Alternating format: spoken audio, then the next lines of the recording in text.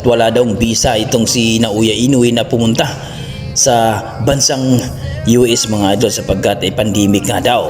Pero tumagal na nga ilang buwan mga idol, almost 9 months na nag-antay sila si Casimero.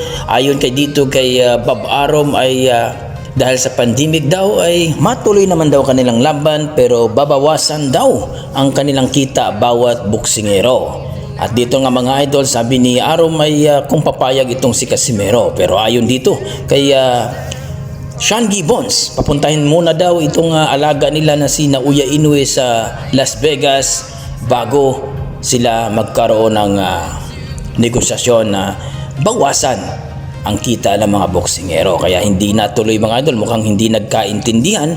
Pero ayon sa ating mga boxing fans, hindi daw yun ang reason, kundi takot daw itong si Naoya Inoue at ang kampo niya na talunin, no, kumatalo dito kay Casimero sapagkat napaka lupit itong si Casimero at bago lang itong nanalo dito kay Sulani Titi at umabot lang ng 3 rounds.